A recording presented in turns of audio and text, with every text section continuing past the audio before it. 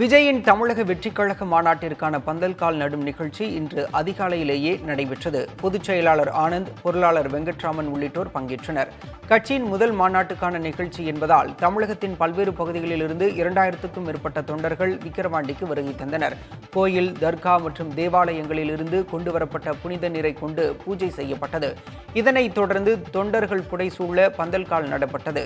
வரும் 27ஆம் தேதி விக்கிரவாண்டியில் தமிழக வெற்றிக் கழக மாநாடு நடைபெறுகிறது.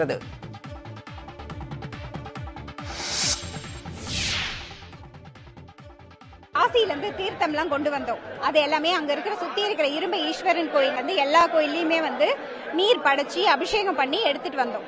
ஸோ பூமி பூஜை சிறப்பாக நடக்கணும், மாநாடு வந்து வெகு சிறப்பாக நடக்கணும், வெற்றி மாநாடு அமையணுன்றதுக்காக நாங்கள் எடுத்துட்டு வந்திருக்கோம். இதுவே வந்து தளபதியினோட மாநாடு தான். இது வந்து நம்ம வந்து வெற்றி கழகத்தினுடைய வெற்றி, எங்களுக்கு முதல் வெற்றி. இது வெற்றி கழகத்தினுடைய வெற்றி. அடுத்த சிஎம் 2026ல் எங்களுடைய தளபதி தான் சிஎம். ஸோ எல்லாருமே பார்த்தீங்கன்னா தளபதியோட ஒரே விஷயத்துக்காக தான் வந்திருக்கோம்.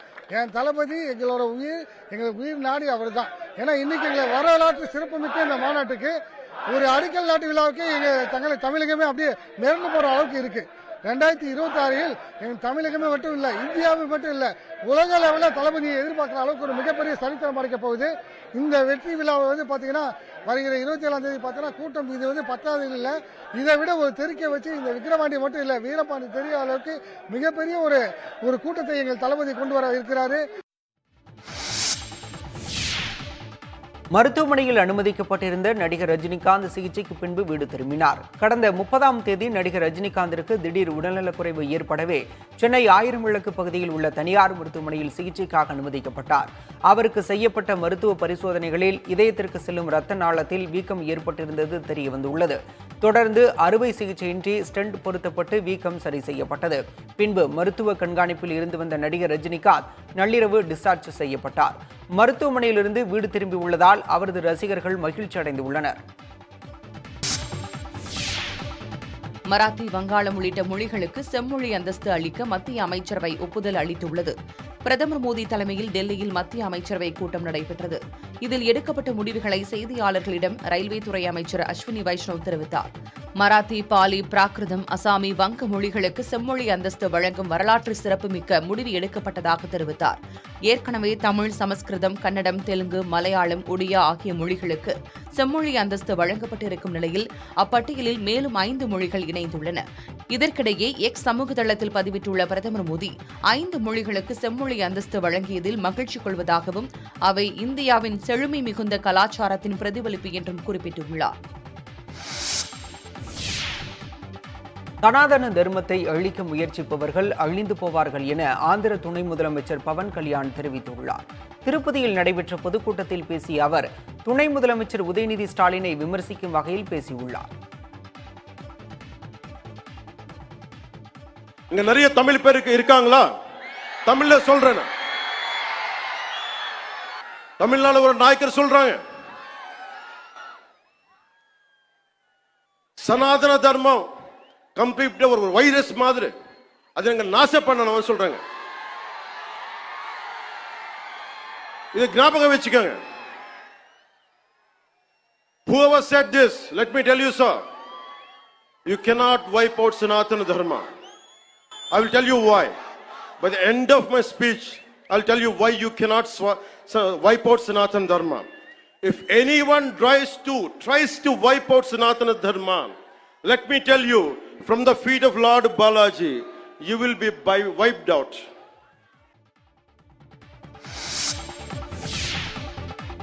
நவராத்திரி தொடங்கியுள்ள நிலையில் உச்சநீதிமன்ற கேண்டீனில் 9 தினங்களுக்கு அசைவம், வெங்காயம், பூண்டு சேர்த்த உணவுகள் வழங்கப்படாது என்று அறிவிக்கப்பட்டுள்ளது. இந்த முடிவுக்கு எதிராக உச்சநீதிமன்ற வழக்கறிஞர்கள் சங்கத்திற்கு வழக்கறிஞர்கள் கடிதம் எழுதியுள்ளனர்.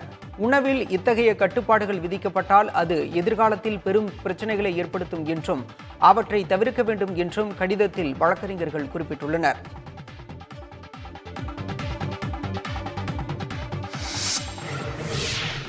தசரா திருவிழா தொடங்கிவிட்டதால் தூத்துக்குடி மாவட்டம் குலசேகரன்பட்டினத்தில் எந்த பக்கம் திரும்பினாலும் போக்குவரத்து நெரிசல் காணப்படுகிறது.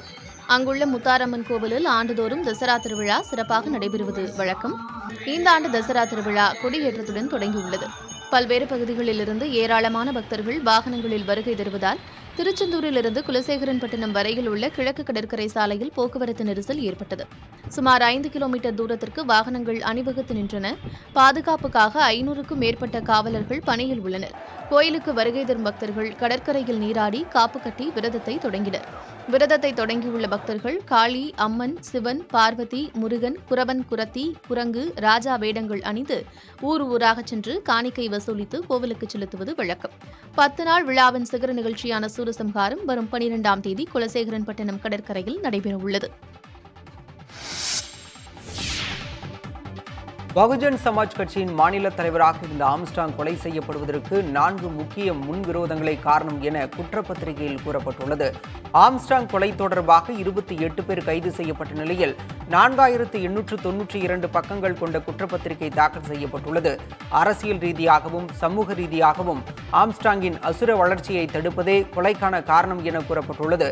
அஸ்வத்தாமன் நில விவகாரம் தொடர்பாகவும் சம்போ செந்தில் வீடு விவகாரம் தொடர்பாக 30 லட்சம் ரூபாய் மிரட்டி வாங்கிக் கொண்டதும், ஆற்காடு சுரேஷ் கொலை வழக்கு மற்றும் பகுஜன் சமாஜ் நிர்வாகி தென்னரசு கொலை ஆகிய 4மே ஆம்ஸ்ட்ராங் கொலைக்கு காரணமாக கூறப்படுகிறது. இதில் முதல் குற்றவாளியாக சேர்க்கப்பட்டுள்ள நாகேந்திரன் அனைவரையும் ஒருங்கிணைத்ததாக கூறப்பட்டுள்ளது. ஆம்ஸ்ட்ராங் கொலை வழக்கில் கைதானவர்களின் 63 வங்கிக் கணக்குகள் முடக்கப்பட்டுள்ளதாகவும் குற்றப்பத்திரிகையில் தெரிவிக்கப்பட்டிருக்கிறது.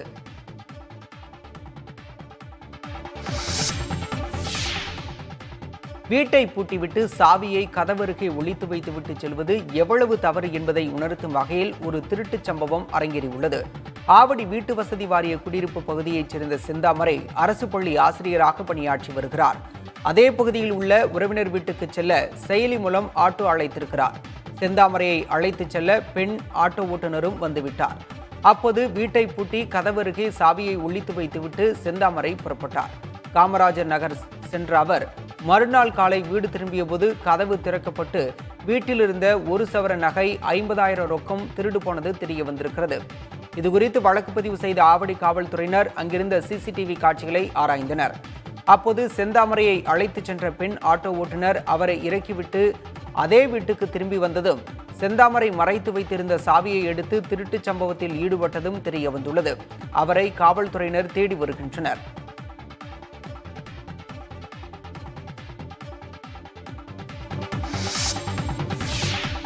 எண்ணெய் வித்துக்கள் உற்பத்தியை அதிகரிப்பதற்கு என 10,103 கோடி ரூபாய் செலவில் சிறப்பு திட்டத்தை செயல்படுத்த மத்திய அமைச்சரவையில் ஒப்புதல் அளிக்கப்பட்டதாக அமைச்சர் அஸ்வினி வைஷ்ணவ் தெரிவித்திருக்கிறார்.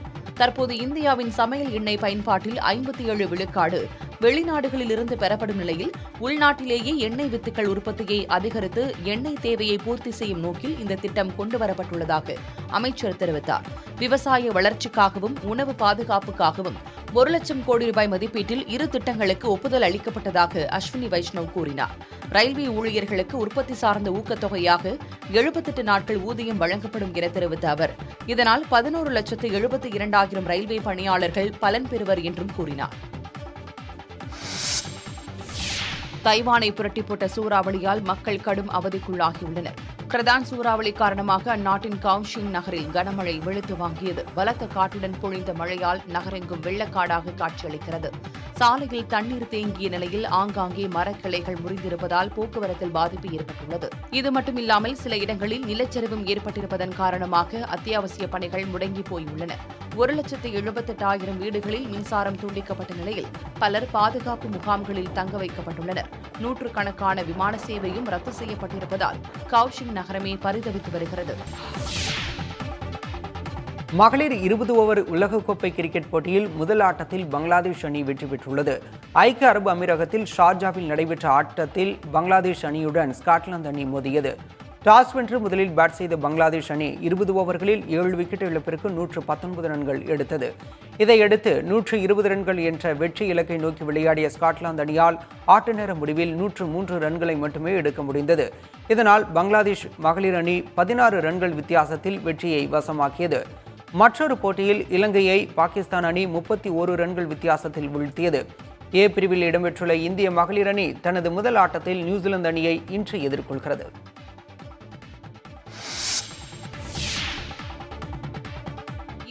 வங்கதேசம் இடையேயான கிரிக்கெட் போட்டிக்கு எழுந்துள்ள எதிர்ப்பை அடுத்து மத்திய பிரதேசத்தின் குவாலியரில் 163 தடை உத்தரவு பிறப்பிக்கப்பட்டுள்ளது.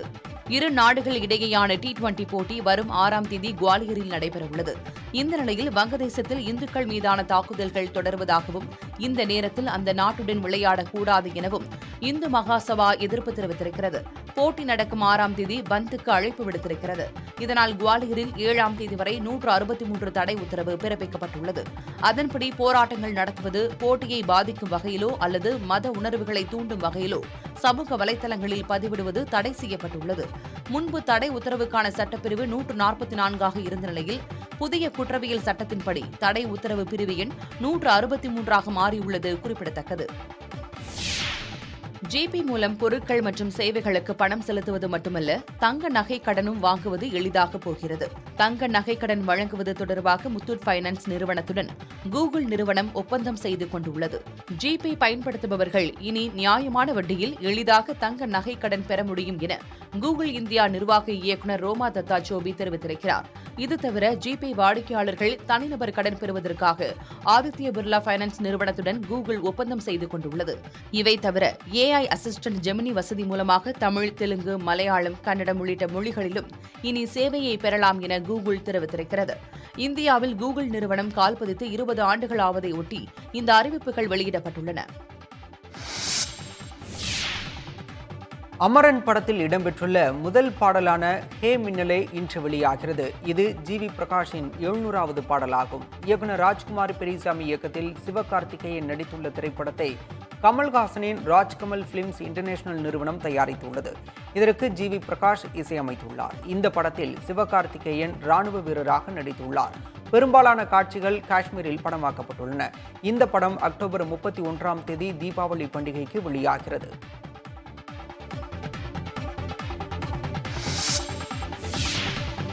தெலங்கானாவில் நிகழ்ச்சி ஒன்றில் பங்கேற்ற போது மேடை சரிந்ததில் நடிகை பிரியங்கா மோகனுக்கு லேசான காயம் ஏற்பட்டது.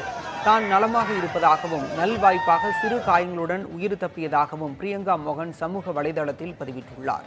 தெலங்கானா மாநிலம் தோரூரில் வணிக வளாக திறப்பு விழாவில் அவர் கலந்து கொண்டார். அப்போது அவர் நின்றிருந்த மேடை திடீரென சரிந்து விழுந்தது. எதிர்பாராத இந்த விபத்தில் சிலருக்கு பலத்த காயங்களும் பிரியங்கா மோகனுக்கு லேசான காயங்கள் ஏற்பட்டுள்ளதாகவும் தகவல்கள் வெளியாகியுள்ளன. ஒரு சில நபர்கள் மட்டுமே நிற்கும் வகையில் அமைக்கப்பட்டிருந்த இந்த மேடையில் அதிக நபர்கள் நின்றதே மேடை சரிந்ததற்கான காரணமாக இருக்கலாம் என கூறப்படுகிறது.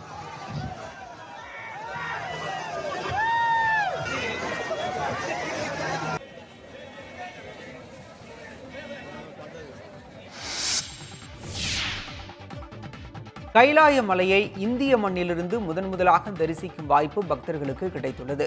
உத்தராகண்ட் மாநிலத்தின் பிதோர்கர் மாவட்டத்தில் உள்ள வியாஸ் பள்ளத்தாக்கு பகுதியிலிருந்து முதல் பக்தர்கள் குழு கைலாய சிகரத்தை தரிசித்து பரவசமடைந்தது.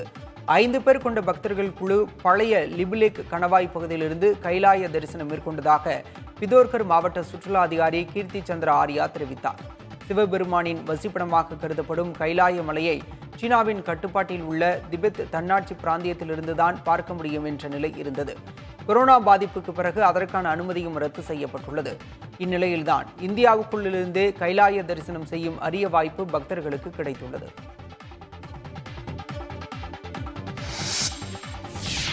பீகார் மாநிலம் பாட்னாவில் 25 லட்சம் ரூபாய் லஞ்சம் பெற்ற தேசிய புலனாய்வு முகமை அதிகாரியை சிபிஐ கைது செய்துள்ளது.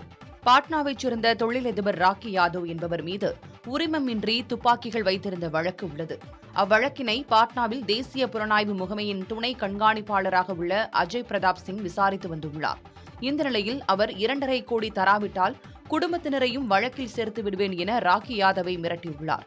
இதனையடுத்து முதற்கட்டமாக அவருக்கு 25 லட்சம் ரூபாயை அளித்த ராக்கி யாதவ் இது தொடர்பாக சிபிஐயிடம் புகார் அளித்துள்ளார். புகாரின் பேரில் விசாரணை நடத்திய சிபிஐ அஜய் பிரதாப் சிங்கையும் அவர் லஞ்சம் பெற உதவிய இருவரையும் கைது செய்துள்ளனர். அவர்களிடமிருந்து 20 லட்சம் ரூபாய் பணம் பறிமுதல் செய்யப்பட்டுள்ளது. வயநாடு நிலச்சரிவில் குடும்ப உறவுகளையும் விபத்தில் வருங்கால கணவரையும் இழந்த இளம்பெண் ஸ்ருதிக்கு அரசு வேலை வழங்கப்படும் என கேரள முதலமைச்சர் பினராயி விஜயன் அறிவித்துள்ளார். திருவனந்தபுரத்தில் செய்தியாளர்களை சந்தித்த அவர், வயநாடு நிலச்சரிவில் பெற்றோரை இழந்த 6 குழந்தைகளுக்கு தலா 10 லட்சம் ரூபாயும் பெற்றோரில் ஒருவரை இழந்த 8 குழந்தைகளுக்கு தலா 5 லட்சம் ரூபாயும் இழப்பீடாக வழங்கப்படும் என தெரிவித்தார். வயநாட்டின் மேப்பாடி பஞ்சாயத்துக்குட்பட்ட 2 இடங்களில் நிலச்சரிவால் வீடுகள் மற்றும் உடைமைகளை இழந்தவர்களுக்கு குடியிருப்புகள் கட்டுவதற்கான பணிகள் நடந்து வருவதாகவும் பினராயி விஜயன் குறிப்பிட்டார். பணம் கேட்டு தொழிலதிபருக்கு கொலை மிரட்டல் விடுத்ததாக மத்திய அமைச்சர் குமாரசாமி மீது வழக்கு பதிவு செய்யப்பட்டுள்ளது. பெங்களூரைச் சேர்ந்த தொழிலதிபரான விஜய் டாடா கர்நாடகா காவல்துறையிடம் புகார் ஒன்றை அளித்தார். அதில் அவர் முன்னாள் சட்ட மேலவை உறுப்பினர் ரமேஷ் கவுடாவின் தொலைபேசி வாயிலாக குமாரசாமி தன்னிடம் பேசியதாக கூறியுள்ளார்.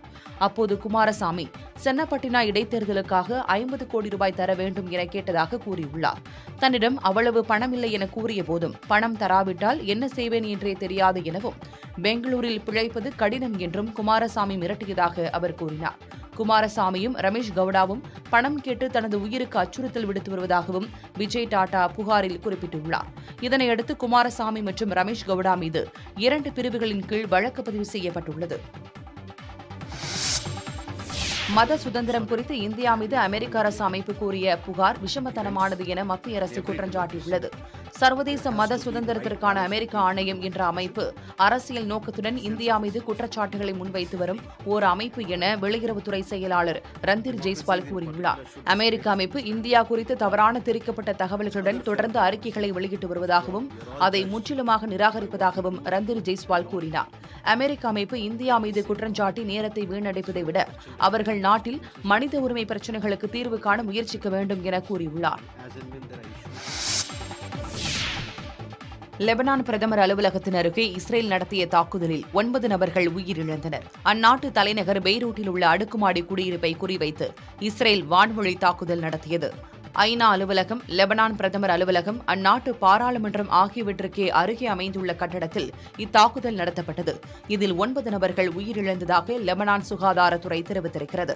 இந்த தாக்குதலில் தங்கள் அமைப்பை சேர்ந்த 7 நபர்கள் உயிரிழந்ததாக ஹெஸ்புல்லா கூறியுள்ளது. இதனிடையே இஸ்ரேல் ராணுவம் ஹெஸ்புல்லா அமைப்பின் மூத்த தலைவர்களில் ஒருவரான முகமது அனிஷியை கொன்றுவிட்டதாக அறிவித்துள்ளது. லெபனானில் இஸ்ரேல் நடத்தி வரும் தாக்குதலில் இதுவரை சுமார் 2000 நபர்கள் உயிரிழந்தனர். ஹிஸ்புல்லா தலைவர் நசரல்லா கொல்லப்பட்ட சில வாரங்களில் ஈராக்கில் 100க்கும் மேற்பட்ட நசரல்லாக்கள் தோன்றியுள்ளனர். ஹிஸ்புல்லா தலைவர் நசரல்லா கடந்த மாதம் 27ஆம் தேதி இஸ்ரேல் தாக்குதலில் கொல்லப்பட்டார்.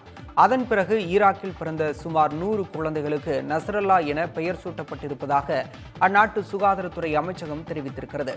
நசரல்லாவின் தியாகத்தை போற்றும் வகையில் பெற்றோர் தங்கள் குழந்தைகளுக்கு அப்பெயரை இடுவதாக அந்நாட்டு ஊடகங்கள் தெரிவிக்கின்றன. தூத்துக்குடியில் 5வது புத்தக திருவிழாவை MP கனிமொழி, அமைச்சர்கள் தங்கம் தென்னரசு, கீதா ஜீவன் ஆகியோர் தொடக்கி வைத்தனர். சங்கரப்பேரி விலக்கு பகுதியில் பிரம்மாண்ட அரங்கத்தில் நடைபெறும் புத்தக கண்காட்சியை அவர்கள் பார்வையிட்டனர். புத்தக திருவிழாவை முன்னிட்டு அங்கு நாள்தோறும் பள்ளி மாணவர்களின் கலை நிகழ்ச்சிகள் நடைபெறுகின்றன. இதேபோல் கரூரில் புத்தக திருவிழா தொடங்கப்பட்ட நிலையில் 100 அரங்குகளில் 3 லட்சத்திற்கும் மேற்பட்ட தலைப்புகளில் புத்தகங்கள் அடுக்கி வைக்கப்பட்டுள்ளன. முதல் நாளில் நடைபெற்ற நிகழ்ச்சியில் முன்னாள் தமிழக தலைமைச் செயலாளர் இறையன்பு பங்கேற்று பேசினார். இதனிடையே தருமபுரியில் இன்று புத்தக கண்காட்சி தொடங்கப்படும் நிலையில் அங்குள்ள அரசு கலைக்கல்லூரி வளாகத்தில் நிகழ்ச்சி ஒன்று நடைபெற்றது. இதில் பங்கேற்ற மாவட்ட ஆட்சியர் மாணவர்கள் புத்தகம் வாசிக்கும் பழக்கத்தை அதிகரிக்க வேண்டும் என கூறி ஊக்கப்படுத்தினார். தமிழ்நாட்டில் 14 மருத்துவக் கல்லூரிகளுக்கு டீன்களை நியமித்து அரசு உத்தரவிட்டுள்ளது. 14 அரசு மருத்துவக் கல்லூரி மருத்துவமனைகளில் டீன் பணியிடம் காலியாக இருப்பதால் நிர்வாகப் பணிகள் பாதிக்கப்படுவதாக புகார்கள் எழுந்தன. இதனால் உடனடியாக மருத்துவக் கல்லூரிகளில் நிரந்தரமாக டீன்களை நியமிக்க வேண்டும் என மருத்துவ பேராசிரியர்கள் உள்ளிட்டோர் வலியுறுத்தி வந்தனர். இதையடுத்து டீன் நியமனம் தொடர்பான உத்தரவை சுகாதாரத்துறை செயலாளர் சுப்ரியா சாஹூ வெளியிட்டுள்ளார். அதன்படி செங்கல்பட்டு அரசு மருத்துவமனைக்கு சிவசங்கரும், கன்னியாகுமரி ஆசாரிப்பள்ளம் மருத்துவமனைக்கு ராமலட்சுமியும் முதல்வராக நியமிக்கப்பட்டுள்ளனர். இதேபோல் கள்ளக்குறிச்சி, விருதுநகர், வேலூர், தேனி உள்ளிட்ட மருத்துவக் கல்லூரிகளுக்கும் டீன்கள் நியமிக்கப்பட்டுள்ளனர். விழுப்புரம் மாவட்டம் அரகண்டநல்லூர் அருகே ஏரியில் மூழ்கி 3 சிறுவர்கள் உயிரிழந்த சம்பவம் பெரும் சோகத்தை ஏற்படுத்தியிருக்கிறது. கோட்டமருதூர் கிராமத்தில் உள்ள ஏரியில் மீன்பிடிப்பதற்காக சிலர் சென்றபோது சிறுவர்களின் சடலம் மிதப்பதை கண்டுள்ளனர். காவல்துறையினர் விசாரித்த போது அவர்கள் மணம்பூண்டியைச் சேர்ந்த ஜீவிதன், தர்ஷன் மற்றும் ஹரிகரன் என்பதும் ஏரியில் குளிக்கச் சென்றபோது நீரில் மூழ்கி உயிரிழந்ததும் தெரிய வந்திருக்கிறது. சிறுவர்களின் உடலை பார்த்து அவர்களின் பெற்றோர் கதறி அழுதது காண்போரை சோகத்தில் ஆழ்த்தியது.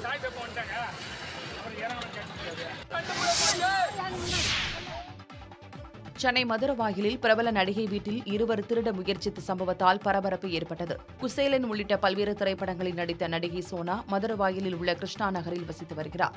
சம்பவத்தன்று அவரது வீட்டின் சுவற்றில் ஏறி குதித்த 2 கொள்ளையர்கள் பின்புறம் உள்ள குளிர்சாதன பெட்டியின் அவுட்டர் யூனிட்டை திருட முயற்சித்துள்ளனர். சத்தம் கேட்டு நடிகை பார்த்தபோது இருவரும் கத்தியை காட்டி மிரட்டி அங்கிருந்து தப்பியதாக கூறப்படுகிறது. இதனால் அதிர்ச்சி அடைந்த நடிகை சோனா மதுரவாயல் காவல் நிலையத்தில் புகார் அளித்தார். அமெரிக்க அதிபர் வேட்பாளர் கமலா ஹாரிஸின் உருவத்தை நபர் ஒருவர் விவசாய நிலத்தில் பிரம்மாண்டமாக உருவாக்கியுள்ளார்.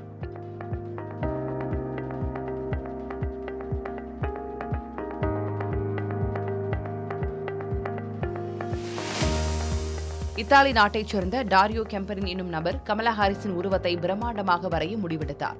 இதற்காக சாலையோரம் உள்ள விவசாய நிலத்தில் டிராக்டரை கொண்டு அவரது உருவத்தை உருவாக்கினார். நிலத்தை உழுது அவர் வரைந்த இந்த ஓவியம் கழுகு பார்வையில் காட்சிப்படுத்தப்பட்டு காண்போரை வியப்பில் ஆழ்த்தியிருக்கிறது. கமலா ஹாரிஸின் பேச்சுக்களால் ஈர்க்கப்பட்டு இதனை தான் செய்ததாக டாரியோ கெம்பரின் தெரிவித்திருக்கிறார். அமெரிக்க அதிபர் தேர்தல் நெருங்கும் சூழலில் ஆளும் ஜனநாயக கட்சி வேட்பாளராக கமலா ஹாரிஸ் போட்டியிட்டுள்ளார்.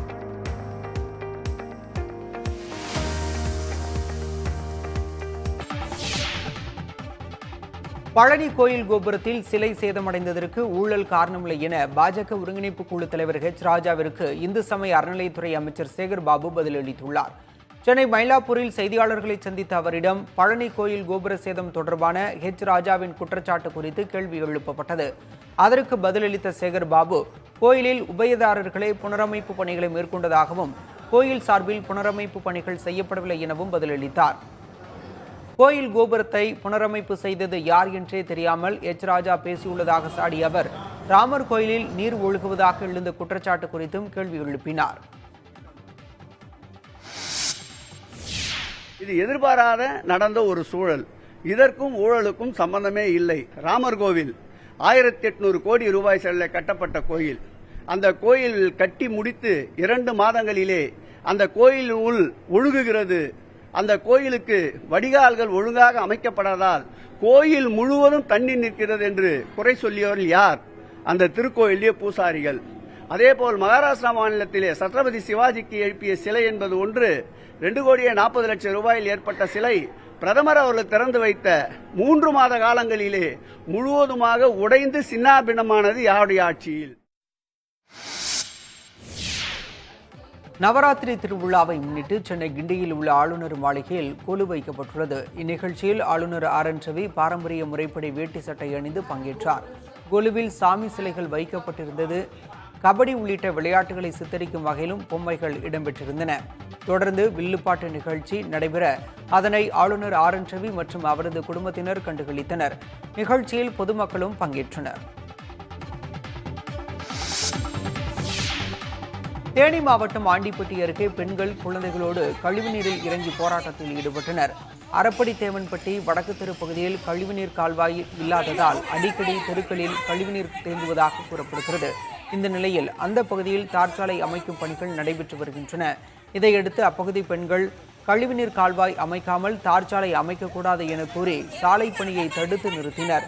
தொடர்ந்து குழந்தைகளோடு தேங்கியிருந்த கழிவுநீரில் இறங்கி போராட்டத்தில் ஈடுபட்டனர்.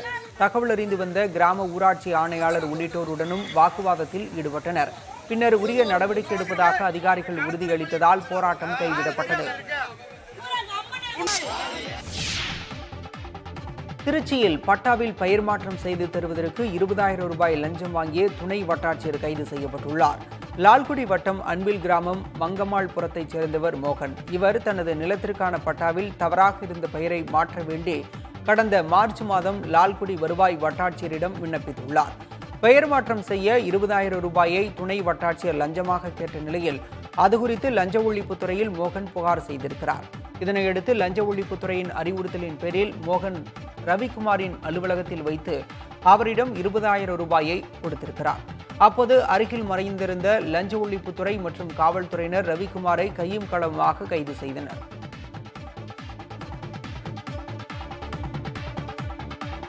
இடைவேளைக்கு பிறகு நிமிடச் செய்திகளை பார்க்கலாம்.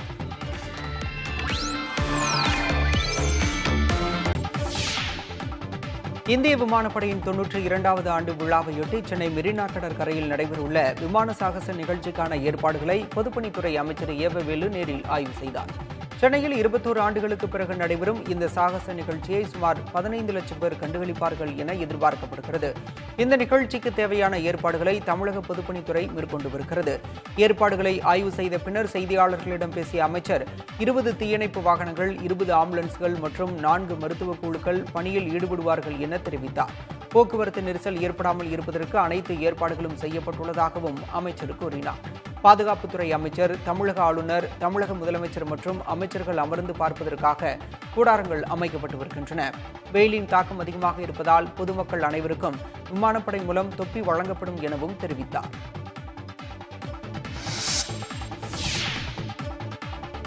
மதுரை எய்ம்ஸ் மருத்துவமனைக்கு முன்னாள் பிரதமர் மன்மோகன் சிங் ஆட்சிக் காலத்தில் அடிக்கல் நாட்டப்பட்டதாக நாம் தமிழர் கட்சியின் தலைமை ஒருங்கிணைப்பாளர் சீமான் தெரிவித்துள்ளார். சென்னையில் செய்தியாளர்களிடம் பேசிய அவர், துணை முதலமைச்சர் உதயநிதி ஸ்டாலினை விமர்சிக்கும் வகையில் பேசியபோது தவறான தகவல்களை கூறியுள்ளார்.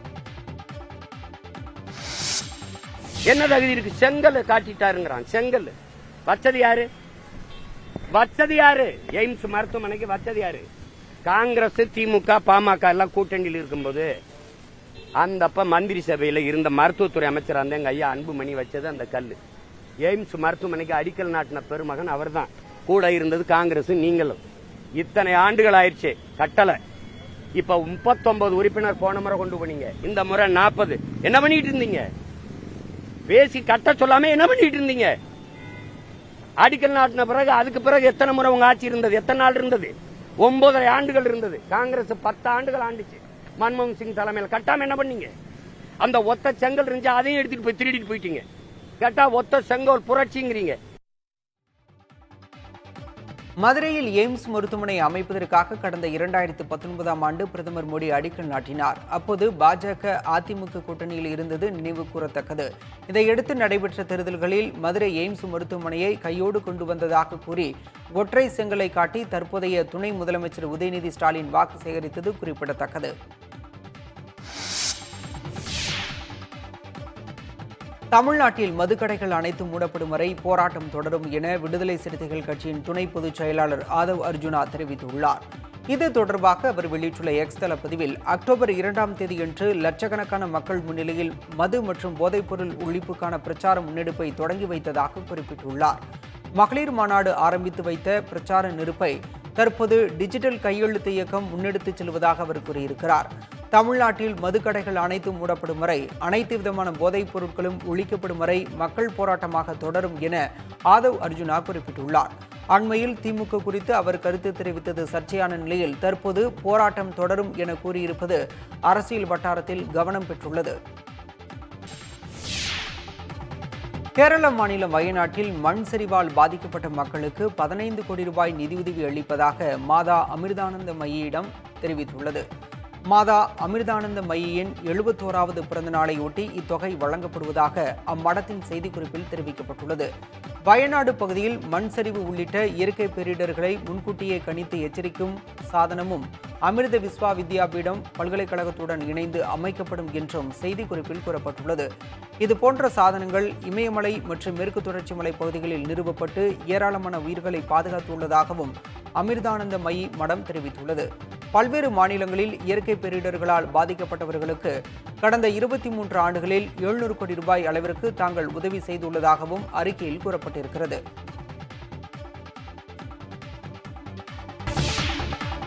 திண்டுக்கல்லில் கொலை வழக்கில் கைது செய்யப்பட்ட ரவுடி மீது காவல்துறையினர் துப்பாக்கிச்சூடு நடத்தியுள்ளனர். தப்பிக்க முயன்றதால் துப்பாக்கிச்சூடு நடத்தியதாக காவல்துறை தரப்பில் தெரிவிக்கப்பட்டிருக்கிறது.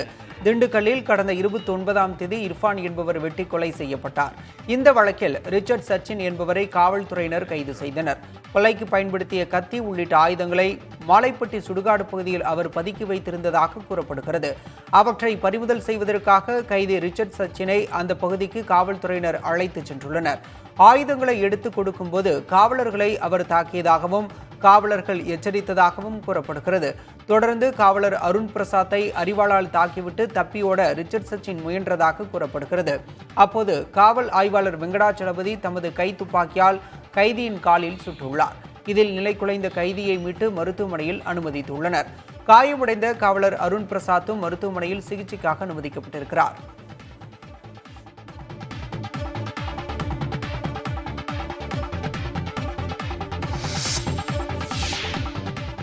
PM ஸ்ரீ திட்டத்தின் கீழ் ஒரே நாடு ஒரே தேர்தல், விசிக் பாரத் போன்ற திட்டங்களை முன்னிலைப்படுத்தி பள்ளி மாணவர்களிடையே போட்டிகளை ஏற்பாடு செய்துள்ளதற்கு மார்க்சிஸ்ட் கம்யூனிஸ்ட் கட்சியின் மாநில செயலாளர் கே. பாலகிருஷ்ணன் எதிர்ப்பு தெரிவித்துள்ளார். இதுகுறித்து எக்ஸ் வலைதளத்தில் அவர் வெளியிட்ட பதிவில், வரும் அக்டோபர் 7 முதல் 11ஆம் தேதி வரை PM ஸ்ரீ திட்டத்தில் தேர்வு செய்யப்பட்டுள்ள பள்ளிகளில் பாஜகவின் திட்டங்களை முன்னிலைப்படுத்தி போட்டிகள் நடத்தப்பட உள்ளதாக குறிப்பிட்டுள்ளார். மக்கள் செலுத்தும் வரிப்பணத்தை பள்ளிகளின் மேம்பாட்டிற்கு தர மறுக்கும் பாஜக தன்னுடைய ஆபத்தான கொள்கை திட்டங்களை கொண்டு செல்ல பள்ளிகளை பயன்படுத்துவது மிகவும் ஆபத்தான மாணவர் விரோத போக்கு என விமர்சித்துள்ளார். மாணவர்களின் பிஞ்சு உள்ளத்தில் பாஜக மற்றும் RSS கொள்கைகளை பரவலாக்க முன்னெடுக்கும் இந்த முயற்சியை எந்த விதத்திலும் அனுமதிக்க முடியாது என தெரிவித்துள்ள கே. பாலகிருஷ்ணன், இந்த முடிவை மத்திய அரசு உடனே திரும்பப் பெற வேண்டும் என வலியுறுத்தியுள்ளார்.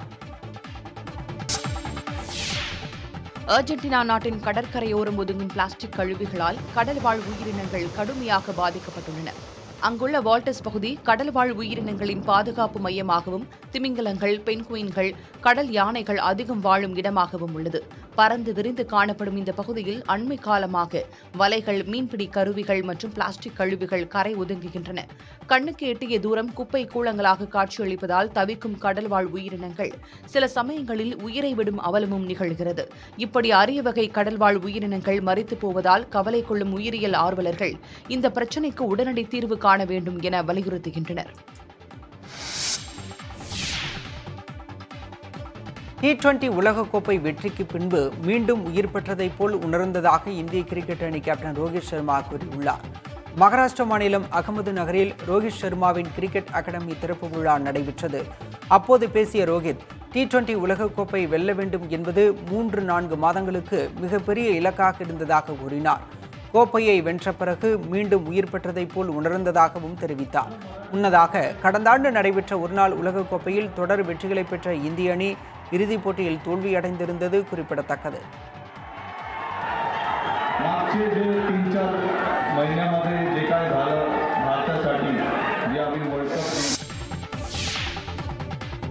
ராயல் சேலஞ்சர்ஸ் பெங்களூர் அணி ரோஹித் சர்மாவை சேர்த்துக்கொண்டு கேப்டனாக்க வேண்டும் என இந்திய அணி முன்னாள் வீரர் முகமது கைஃப் யோசனை தெரிவித்துள்ளார். மும்பை இந்தியன்ஸ் IPL அணி கேப்டன் பொறுப்பு ரோஹித் சர்மாவிடம் இருந்து பறிக்கப்பட்டு ஹர்திக் பாண்டியாவுக்கு வழங்கப்பட்டுள்ளது. இதனால் ரோஹித் சர்மா அதிருப்தியில் உள்ளார் என்றும் அவர் வேறு அணிக்கு மாறக்கூடும் என்றும் தகவல்கள் வெளியாகி வந்தன. இந்நிலையில் ரோஹித் சர்மா ஏலத்திற்கு வரும் பட்சத்தில் அவரை தமது அணியில் சேர்த்து கேப்டனாக்குவது குறித்து பெங்களூரு அணி பரிசீலிக்க வேண்டும் என முகமது கைஃப் கூறியுள்ளார். Virat Kohli, Chris Gayle, de Villiers என முன்னணி வீரர்கள் பல்வேறு காலகட்டங்களில் இருந்தும் பெங்களூரு அணி இன்னும் ஒரு முறை கூட IPL கோப்பையை வெல்லவில்லை என்பதும், இதனால் அந்த அணி கடுமையான விமர்சனங்களை சந்தித்து வருவதும் குறிப்பிடத்தக்கது. பீகார் மாநிலம் பாட்னாவில் 25 லட்சம் ரூபாய் லஞ்சம் பெற்ற தேசிய புலனாய்வு முகமை அதிகாரியை CBI கைது செய்துள்ளது. பாட்னாவைச் சேர்ந்த தொழிலதிபர் ராக்கி யாதவ், இவர் மீது உரிமமின்றி துப்பாக்கிகள் வைத்திருந்த வழக்கு உள்ளது. அவ்வழக்கினை பாட்னாவில் தேசிய புலனாய்வு முகமையின் துணை கண்காணிப்பாளராக உள்ள அஜய் பிரதாப் சிங் விசாரித்து வந்துள்ளார். இந்த நிலையில் அவர் 2.5 கோடி தராவிட்டால் குடும்பத்தினரையும் வழக்கில் சேர்த்து விடுவேன் என ராக்கி யாதவை மிரட்டியுள்ளார். இதையடுத்து முதற்கட்டமாக அவருக்கு 25 லட்சத்தை அளித்த ராக்கி யாதவ் இது தொடர்பாக CBI-யிடம் புகார் அளித்துள்ளார். புகாரின் பேரில் விசாரணை நடத்திய CBI அஜய் பிரதாப் சிங்கையும் அவர் லஞ்சம் பெற உதவிய இருவரையும் கைது செய்துள்ளனர். அவர்களிடமிருந்து 20 லட்சம் ரூபாய் பறிமுதல் செய்யப்பட்டுள்ளது.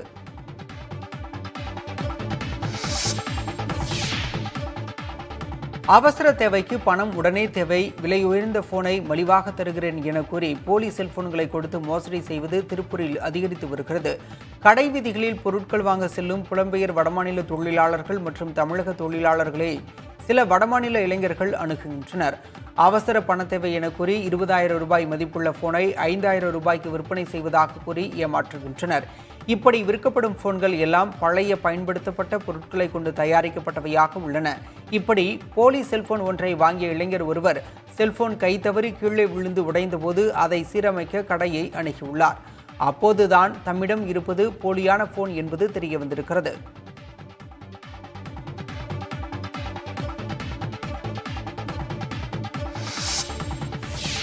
நக்சல் தேடுதல் வேட்டையில் காலை இழந்த துணை ராணுவ வீரரின் மனைவி தனக்கு அரசு வேலை வழங்க வேண்டும் என தமிழ்நாடு அரசுக்கு கோரிக்கை விடுத்துள்ளார். தேனி மாவட்டம் பழனிச்செட்டிப்பட்டியைச் சேர்ந்த சுகுமார் சிஆர்பிஎஃப்பில் பணியாற்றி வருகிறார்.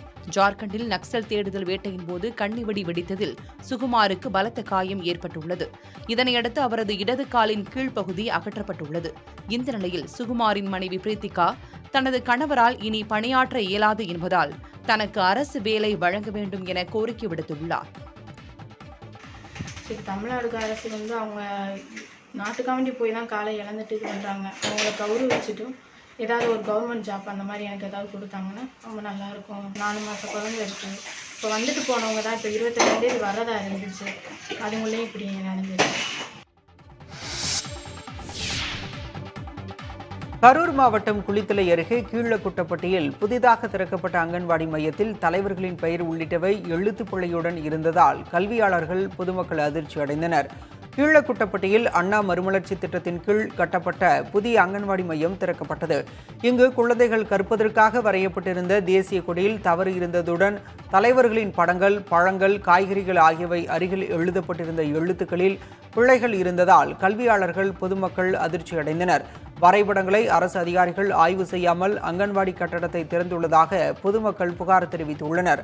அங்கன்வாடி கட்டடம் தற்போது பூட்டப்பட்டுள்ளதாகவும் தலைவர்களின் பெயர்கள் உள்ளிட்டவற்றில் உள்ள எழுத்து பிழைகளை சரி செய்த பின் கட்டடம் திறக்கப்படும் என அதிகாரிகள் தரப்பில் தெரிவிக்கப்பட்டுள்ளது. தேசிய கொடி, மகாத்மா காந்தி, கொய்யாப்பழம், ஆணி, ஐப்பசி,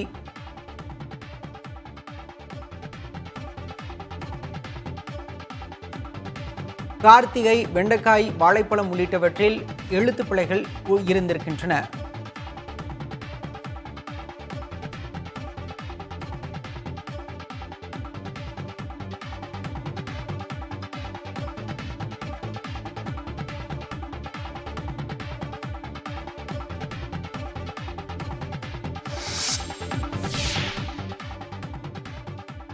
உதகை அருகே செயல்பட்டு வரும் அப்துல் கலாம் ஆதரவற்றோர் இல்லத்தில் முதியோர் அடித்து துன்புறுத்தப்படுவதாக புகார் எழுந்த நிலையில் அந்த இல்லம் நகராட்சி நிர்வாகத்திடம் ஒப்படைக்கப்பட்டுள்ளது.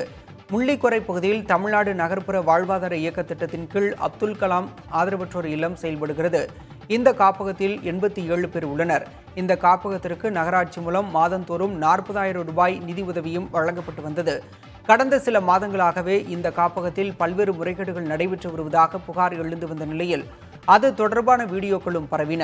இந்த முறைகேடுகள் குறித்து விசாரிக்க 3 நபர்கள் அடங்கிய குழு அமைக்கப்பட்டது. இந்த குழுவினர் அப்துல் கலாம் ஆதரவற்றோர் இல்லத்தில் மீண்டும் விசாரணை மேற்கொண்டனர். குற்றச்சாட்டுகள் குறித்து நிர்வாகி தஸ்தகீரிடம் விளக்கங்களை கேட்டறிந்தனர். இதன் பின்னர் அப்துல் கலாம் ஆதரவற்றோர் இல்லம் மீட்கப்பட்டு உதகை நகராட்சியிடம் ஒப்படைக்கப்பட்டது. ஏற்கனவே இங்கே 3 ஸ்டாஃப் பணிபுரிகிறாங்க. அவங்க அப்படியே வச்சு கண்டினியூ பண்ணி தொடர்ந்து இதை அப்படியே பராமரிப்பு நடத்துவோம். அடுத்த தொண்டு நிறுவனங்கள் மாவட்ட செயலரை கேட்டு அடுத்த தொண்டு நிறுவனங்கள் விருப்பமுள்ள தொண்டு நிறுவனங்களை தேர்வு செய்து அவரை ஒப்படைக்க வரை நகராட்சி நிர்வாகம் கவனிக்கும். எந்த இதுவுமே அவங்களுக்கு எந்த இடர்பாடும் என்று பக்காவா அவங்களுக்கு சாப்பிட உணவு, உடை, இருப்பிடம் அது பாதுகாக்கப்படும்.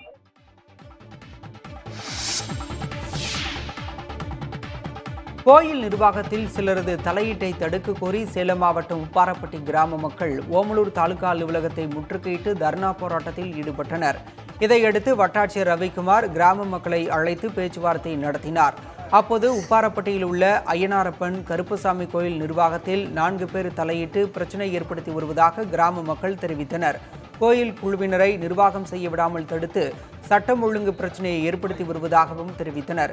இரு தரப்பையும் அழைத்து பேச்சுவார்த்தை நடத்தி பிரச்சனைக்கு தீர்வு காண்பதாக வட்டாட்சியர் தெரிவித்ததை தொடர்ந்து அனைவரும் கலைந்து சென்றனர்.